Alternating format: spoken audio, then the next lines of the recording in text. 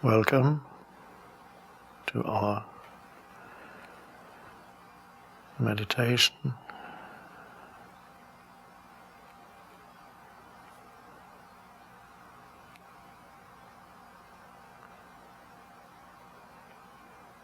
People all over the planet at the same time now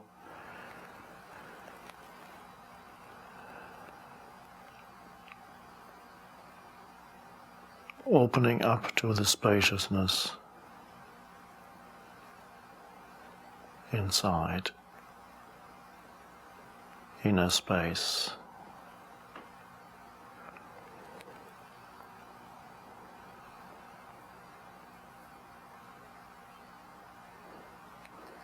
That which is prior to thoughts, prior to emotions, prior to sense perceptions. Always there. Can be called stillness,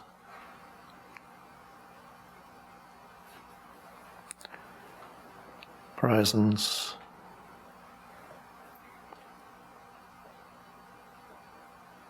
inner space.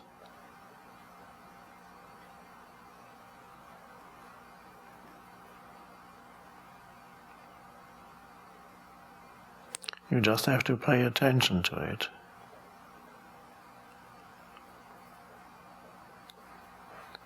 And that attention already is it. Attention to awareness, or awareness of awareness. In other words, you become conscious right now of the fact that you are conscious. You can actually sense the consciousness that you are beyond the person.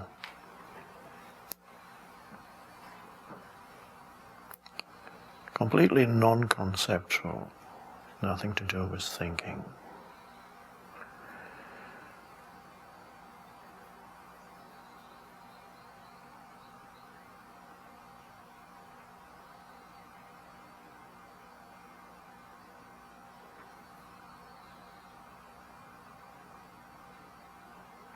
It's that which transcends the person and that which transcends the world. Without awareness of that, the world and the person are troublesome.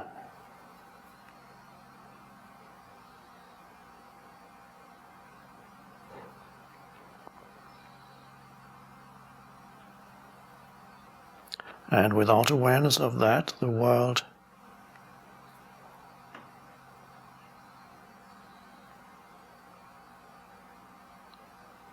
will inspire fear.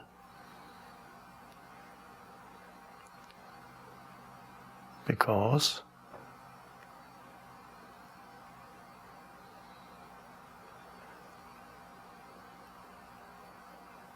it's not all that stable.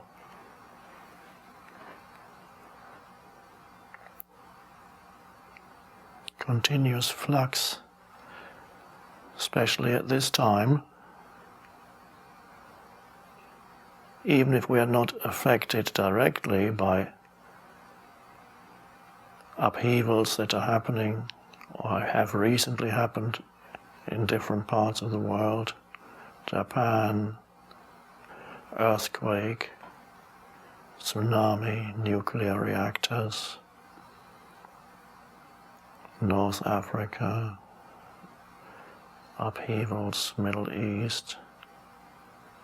Even if we are not directly affected, we can get a heightened sense, just knowing that this is going on, we can get a heightened sense of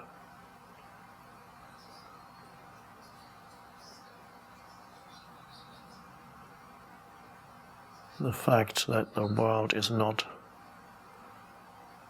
all that safe. Some people would say it's not safe anymore. It never was safe, of course, it never is safe, it cannot be and is not meant to be safe. It's the world of form, continuously changing. So whether it's your personal life, if you're clinging for security, there's nothing wrong with arranging your life so that externally you have a certain degree of security to the extent to which it is possible. But if you're looking to beyond the practical, if you're looking to the world of form, whether it is the structures around you, whether it's in your personal life, through relationship, or through your job, or through your life insurance, whether you look to that for a sense of inner peace, what is sometimes called peace of mind,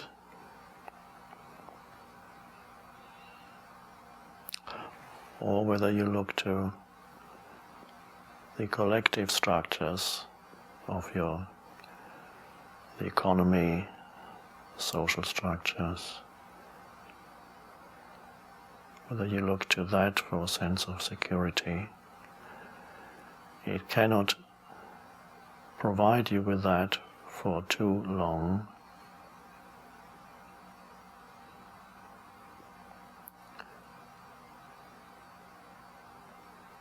So it's finding something within where a true sense of safety arises that has nothing to do with the externals of your life, personal or collective. Then, if some kind of disaster comes, and of course, inevitably, some kind of disaster will come, because this body is going to die, that's a big disaster, sooner or later. And of course, other disasters may happen or may not happen, or small ways in which things around you dissolve. It doesn't have to be a big disaster.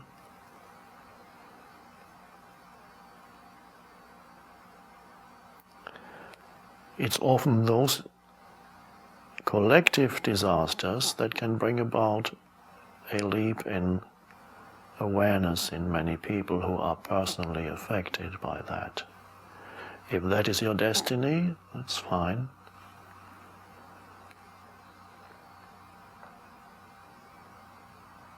It may not be your destiny to be affected by some collective disaster. I am sitting here in California at the moment, probably on a fault line. So there is no absolute security that this chair that I'm sitting on and the floor the chair is on is still going to be here in 20 minutes' time before we finish. It probably will be. We can't be sure.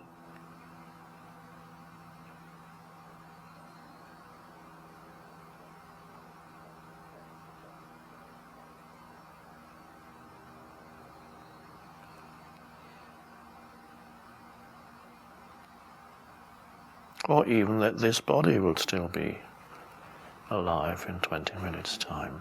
Probably, we can't be sure.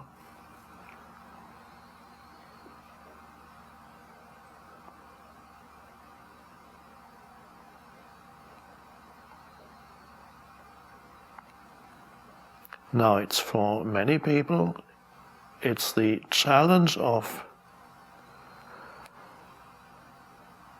major or minor disaster in their lives that can push them into awakening. Without disaster, and I'm using this term now in a very wide sense, meaning any kind of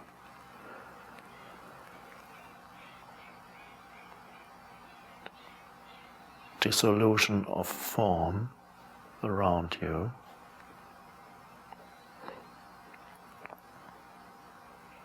Without that,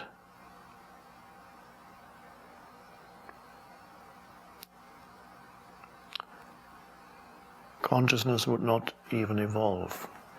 So although on one level it is true to say that disaster, it is tragic, yes, it's terrible, yes, true. On another level, that also is part of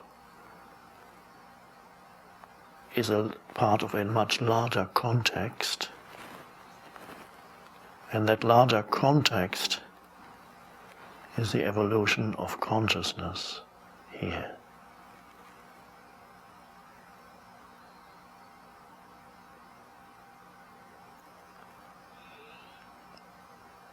Consciousness, of course, is the formless essence within you, not a personal possession.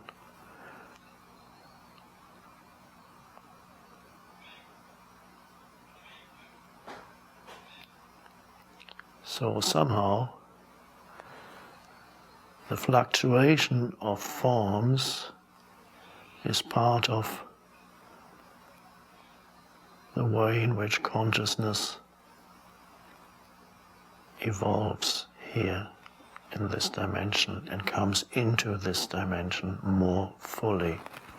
The dimension of time, the timeless coming into the dimension of time. There's a paradox here, but that's how it is. The timeless within you coming into your personal life of time.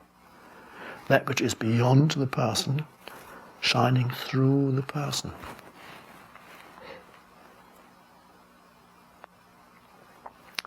And that is security.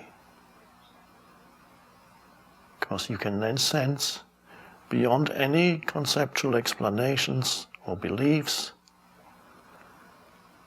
you can sense that which is timeless in you, which means eternal, which means indestructible, beyond death. It's not that consciousness, don't believe mainstream culture which tells you that consciousness is an epiphenomenon or a byproduct of brain activity.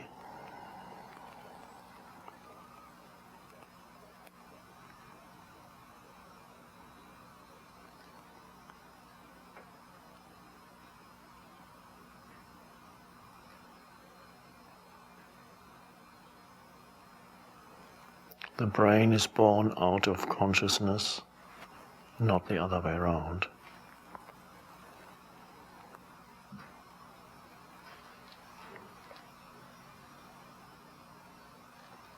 There's a modicum of consciousness even in this chair or wherever you look, even in inanimate, all around you.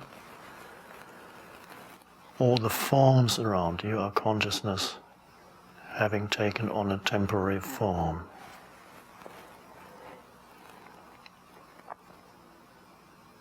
Life, another word for it. So there's life and there are forms of life. You move in that between the two. That's the balancing act, the dance of life between who you are in your essence, which you can sense at this very moment. If this has any meaning to you, you can sense at this very moment that which is beyond the person in you, which is just the light of consciousness. And you're also aware of, you're still a person. the form. But the security, sense of security, can never come from the forms. That's always an illusory security, if it's there. And if illusory security is always threatened by an underlying fear, true security, true peace of mind, to use that expression, although it's not the mind,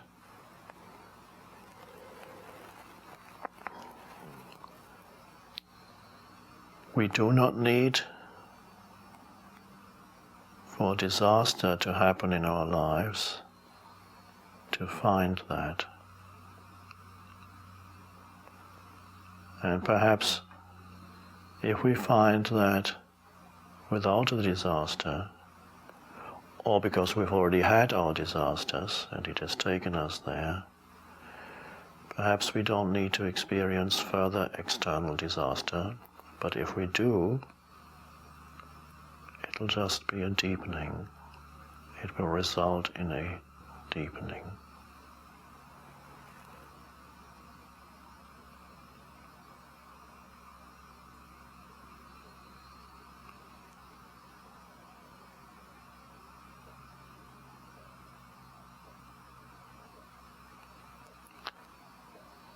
Please know that the words that are being spoken here are only moving on the surface. Underneath the words, which you hear, which become concepts in your mind, underneath that is that to which the words point. That which is beyond concepts, beyond words, the underlying, deeper sense of beingness, which is consciousness itself. So as you sit here, as we sit here, as I sit here, I can sense that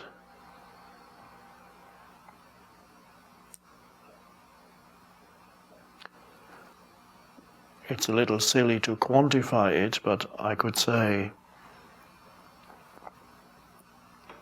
as I speak here, and this can also be true for you as you listen,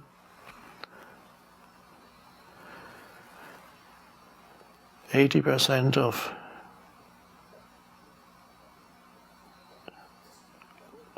my consciousness, or maybe 90%, is just an aware presence. And the remaining 20 or 10% is the mind formulating thoughts which become words.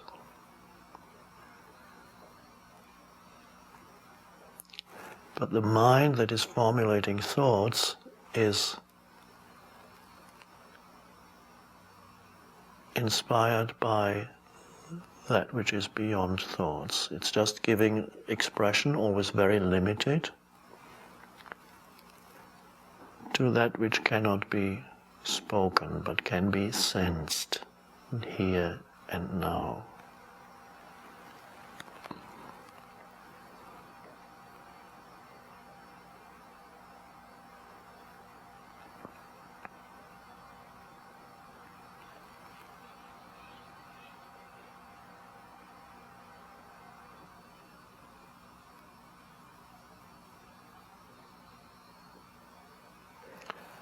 Some traditions may call it the higher self or whatever. It doesn't, as long as higher doesn't mean that that concept could mislead you into thinking that it's floating up there.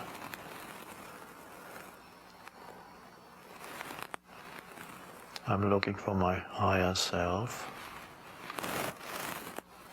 So you're already looking somewhere else.